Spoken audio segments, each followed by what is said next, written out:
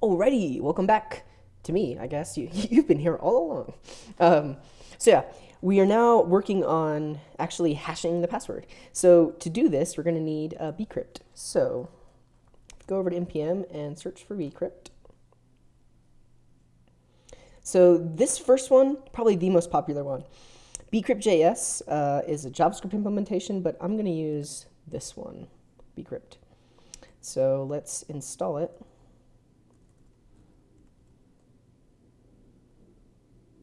npm install capital S bcrypt.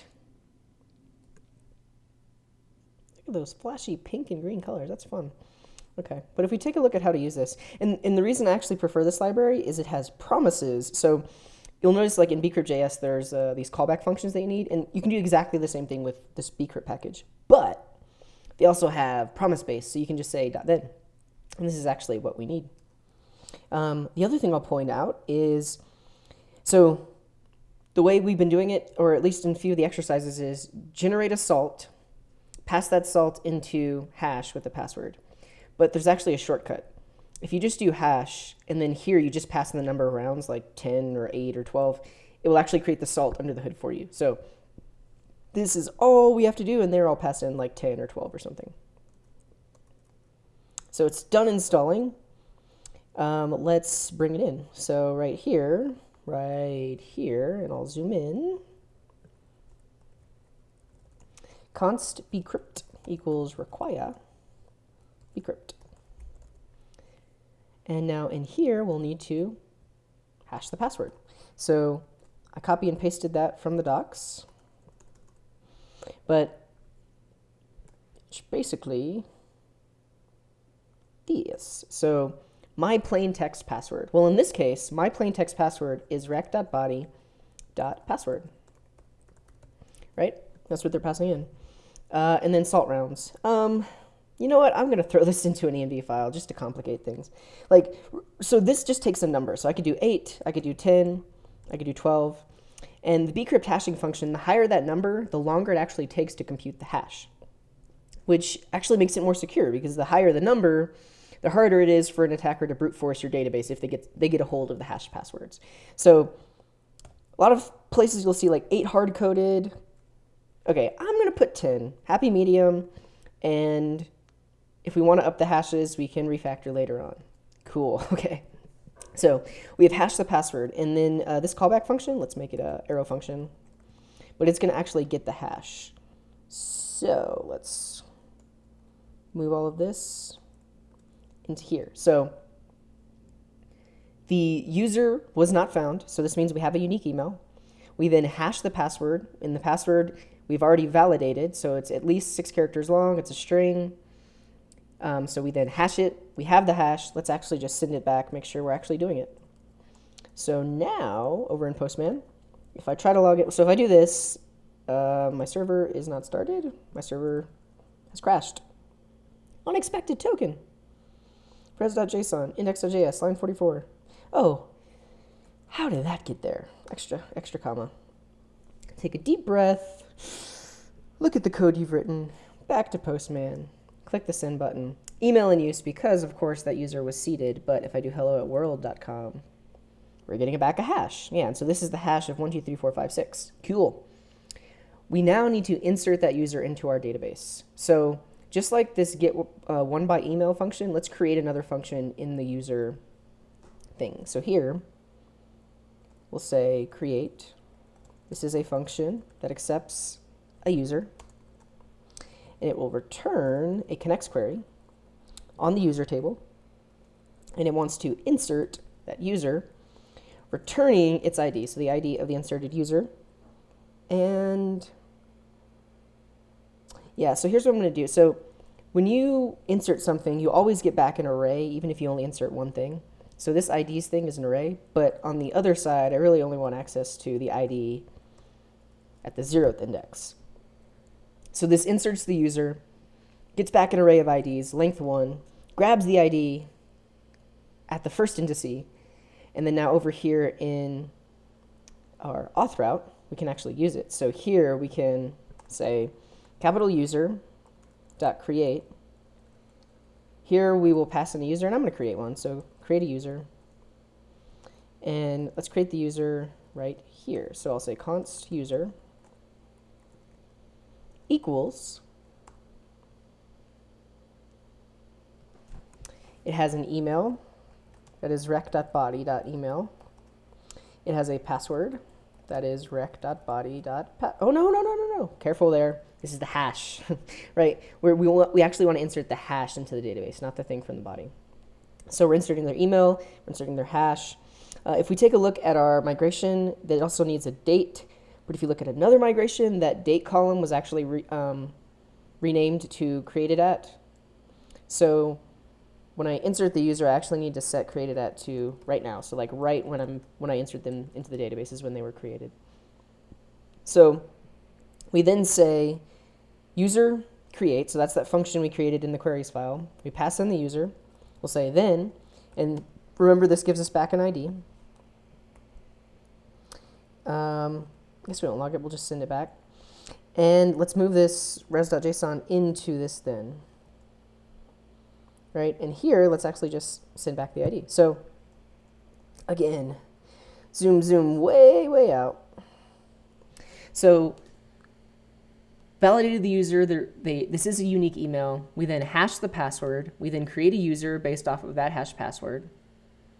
We then insert that user into the user table. So if we look over here, there's this create function that inserts that user, returns their single ID of the one that was just inserted. We then take that ID and send it back as JSON. So if we've done everything correct, now when I post this user, it's actually going to insert them into the database. Let's try it. It worked. So this user now has ID 3, and it shows that message check. Let's check some boxes. So hash the password with bcrypt, done. Insert into the database, done. Let's save that. Let's look at our standards. User can log in. Yeah, this is all about login. We've already done all the sign up stuff. Cool, so we're actually signing up users. So let's do just a little bit of cleanup. So in my to-do checklist, I do have set a cookie. I don't think I'm going to set a cookie. I think we'll just return the ID, and then it's up to the app to actually call the login route to actually set the cookie. So in this case, yeah, I'll just leave this the way it is. So whenever a user signs up, the JSON response is just a new ID. And so if I try to sign up with the same email, I should get email in use. But if we do hello worlds, say bye worlds, send, now it has ID 4. So this is a good enough sign up route for me. Like essentially, as long as you're posting valid information and that email is unique, we can insert them into the database and we'll give you back the ID of the thing we just inserted. Now we'll create a login route where you can actually post your username and password. We'll verify that it's in the database and then set a cookie based on that stuff. So let's look at this. So yeah, I'm not even going to be creating a sign up form yet.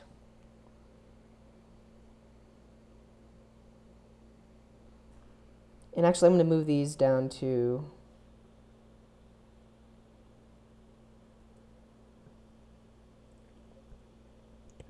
set cookie.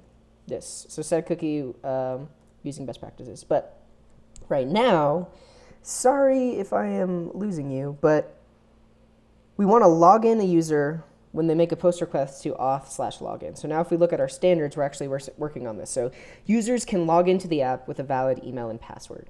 So let's remind ourselves of the actual login flow before we get into this. So signing in.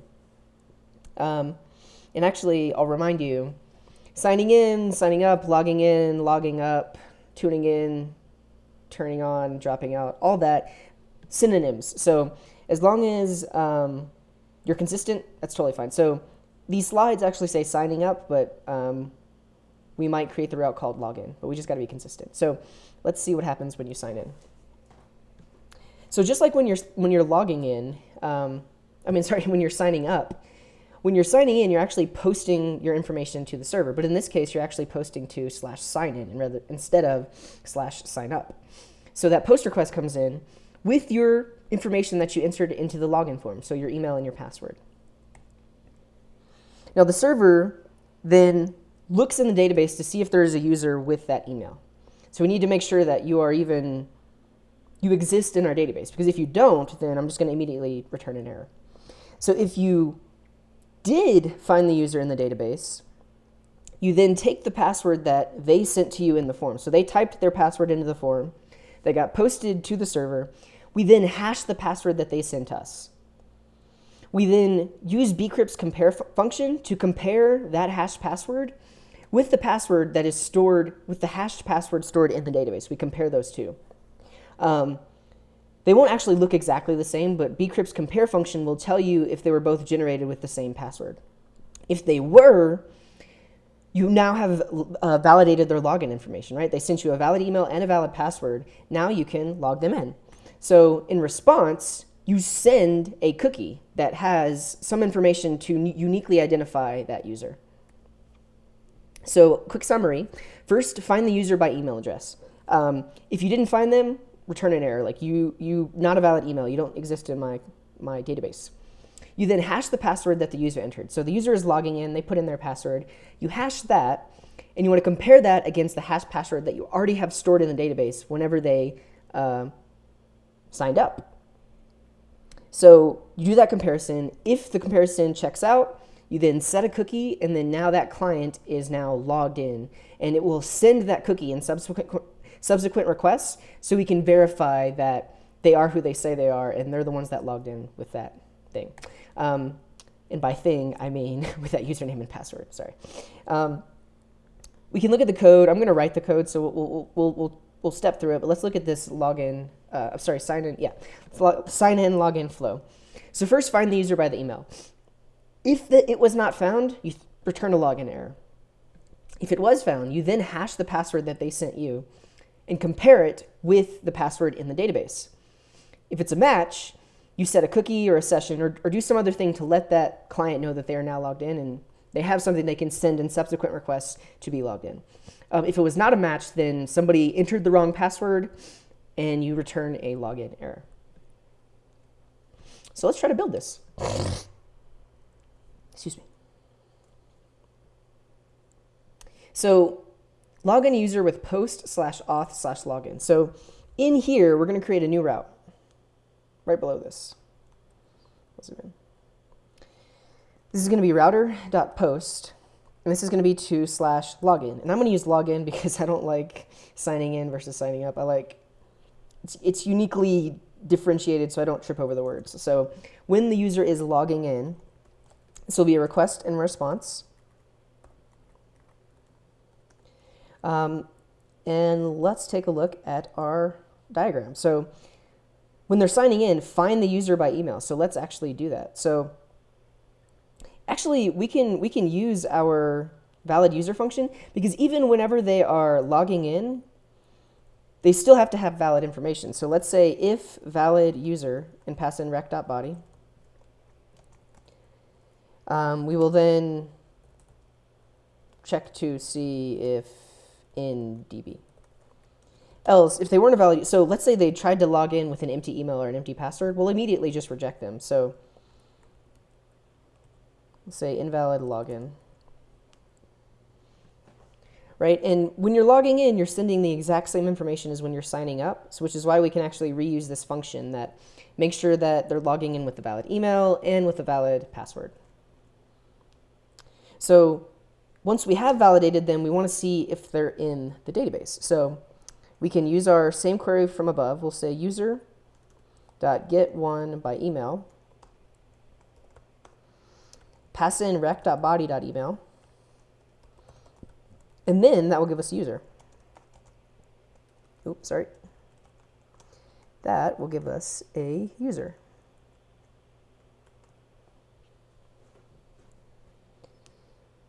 Then, I know you caught it.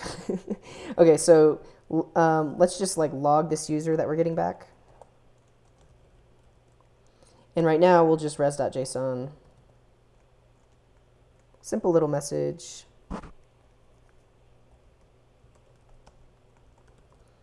Logging in, ... And of course, an emoji. We'll use the open lock. Okay, so they post us their information from like a login form. We then validate that it's a valid email and password. If it's not, we immediately say, nope, no good. We then check to see if they exist in our database. So we get one by email using the email in the body. And then we'll take a look and see if they're in the database. So let's try this out. Over here, let's post auth/login.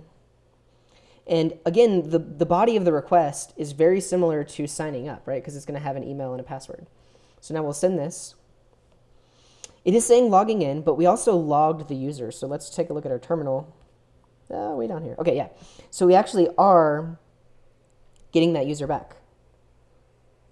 So at this point, we're finding them in the database. And then if we try something that doesn't exist, so whoa, at what.com.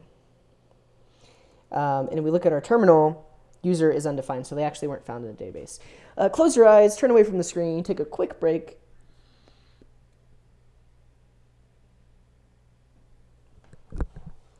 Alrighty, so if they're trying to log in with a valid email, we find them. If they log in with an invalid email, we don't find them.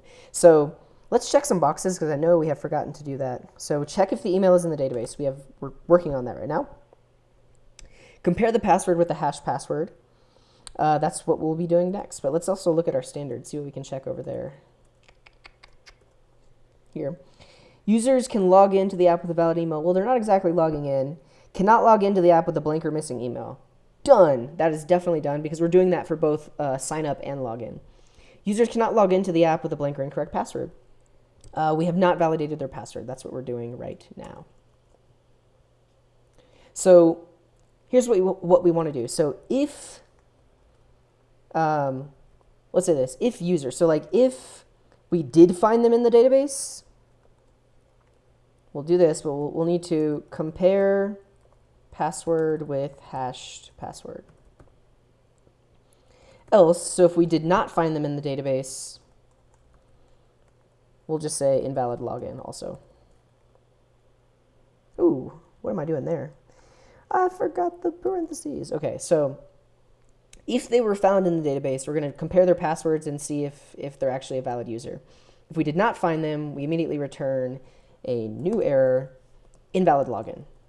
So now when I do this, it breaks. Why does it break? Next is not defined. Good call. Okay, so at the top of our route, so router.post/login, make sure you bring in next because we're now using next to send those error messages on. So if we try this, it now says invalid login because we're not sending the right information. But if we do type in a valid email, so like hello@world.com, it's logging in. So this is now where we compare the password with the hash password. So let's go over to bcrypt's documentation and look at their compare function. And we'll use the promisified version and compare the two. So compare password with hashed password. So bcrypt.compare. My plain text password is going to be rec.body.password, right? Because this is the password that the user entered or that you're somewhere something entered to send to your server. Let's do this. So compare that with the hash. And where does the hash come from? User.password, right? Because this is the user that it came into our, that we already inserted into our database during the sign-up process.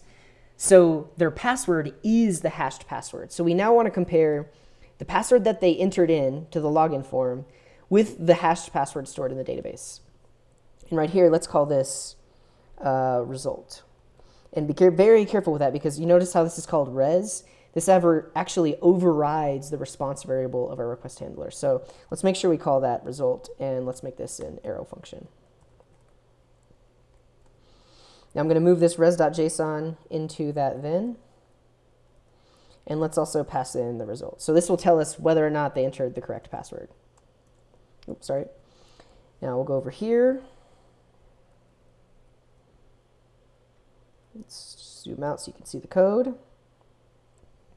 Now, this is valid information, so that email and that password. So we'll send that. The result is true. But if we enter in the wrong password and send it, invalid login. How did that happen? That shouldn't happen. Let's look in the terminal. So we are logging the user.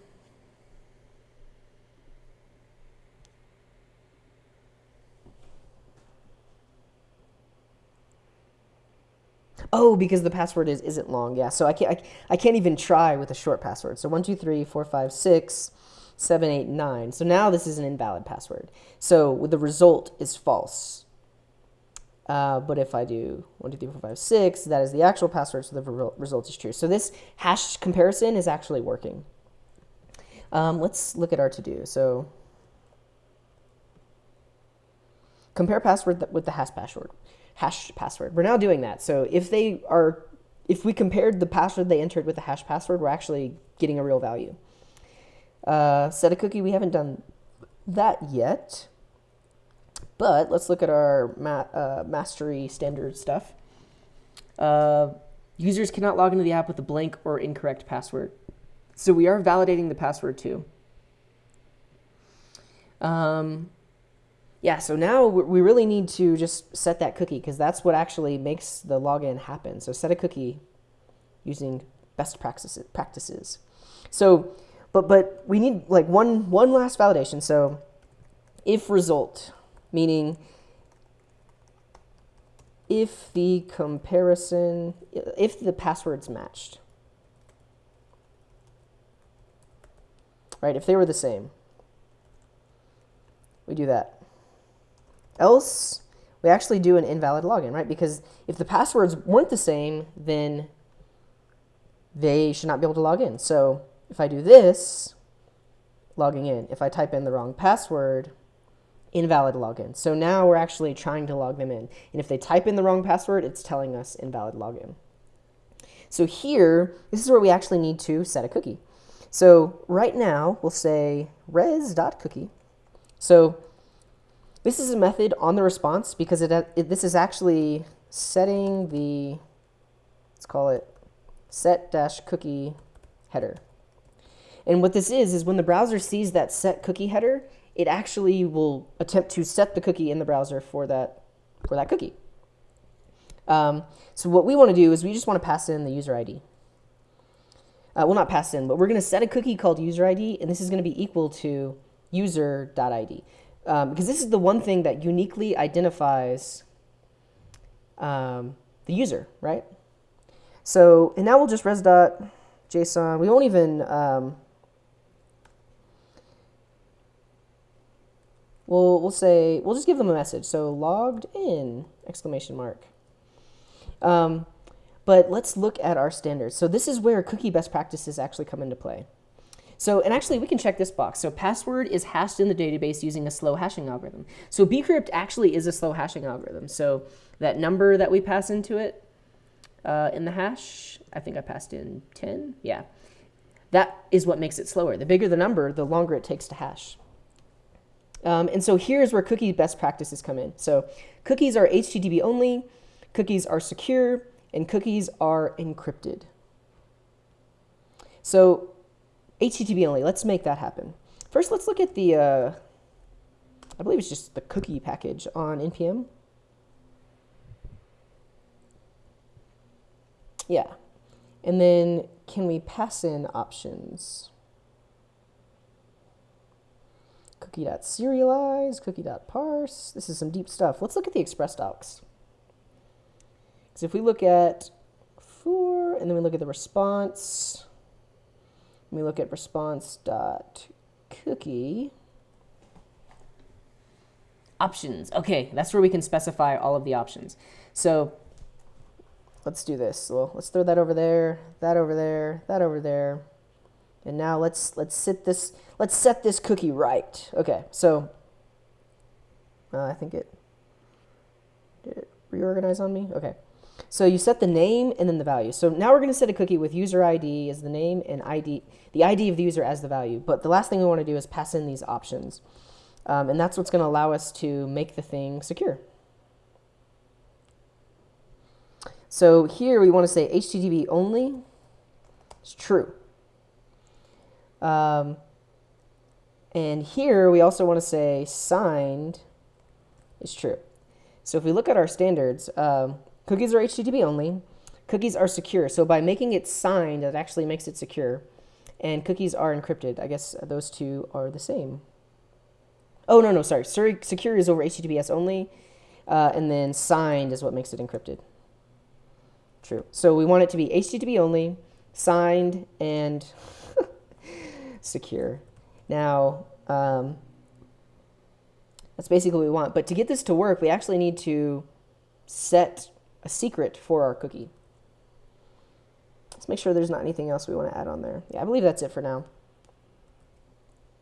But to make this actually happen, we need to configure cookie. So if we go into app.js, we go to cookie parser, we can actually pass in a secret right here. So a lot of times you see keyboard cat.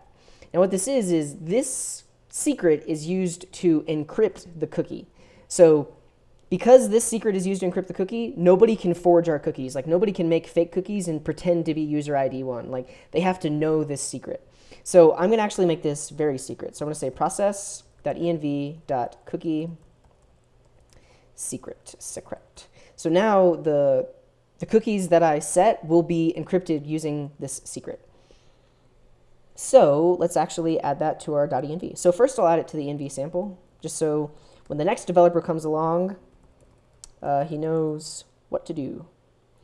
And in here, I'll say cookie secret equals, so make sure you go into the .env file, cookie secret equals keyboard cat. And of course, you would make this, in production, you make this some really big long string that's super hard to guess, so that way people can't fake your cookies. So now that we have our secret, our app.js is actually reading in that secret.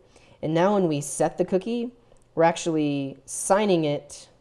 And actually, we can't make it secure right now because we're only on development. So secure when in production. But let's take a look at those standards again. Cookies are secure. Cookies are encrypted. We're now signing them. Encryption keys are set in environment variables. So that's what I did by putting that in the .env file. Okie doke. Actually, we could do this. So when we're in production, set secure to be true. Because when we're in production, we'll be on Heroku and we have HTTPS. So if you go into app.js, scroll all the way to the bottom, this code right here, app.getEnv equals development. So we can do the exact same thing. So over here, we'll say, if it is equal to development, then, oh, not equal. Yeah, so when you're not in development, make this true. And when you are in development, make it false. Cool. Now, we're setting this cookie on the response using best practices. And we are, and actually I'll just do this. So we'll say const is secure equals, whenever we're not in development, it is secure. And that needs to be a comma. So we're setting that cookie and then sending back the message. Now, if I go over here and try to log in with a bad password, invalid login, still works. If I pass in a valid password, it says logged in. Now, if I click on cookies, I can't actually see them. Excuse me, sorry. If I click on cookies, I cannot actually see those cookies because Postman is kind of limited in that respect. So now to actually see these cookies set, we need to create a front end. But let's check some boxes before we jump into all of that. So set a cookie. We're using best practices. And now, because of the client, we're going to have to make this a cross-origin cookie. So we'll bring this down here.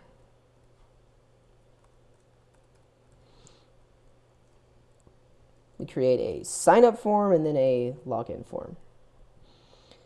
Let's also look at our standards. What can we check off? So users can log into the app with a valid email and password. I'm going to check this off because according to our JSON API, that is correct. So once you've logged in with a valid username and password, that cookie has been set. We just need to test it with the front end. Now all this other stuff, that will come into actually like locking down our routes. And I'll say cookies are secure, but let's actually work on the front end now. So actually, I'll go ahead and take a break. I'll pause this video, and then we'll work on the client side of this. So building an actual login form and a sign up form to go against this JSON API. Thanks. See you later.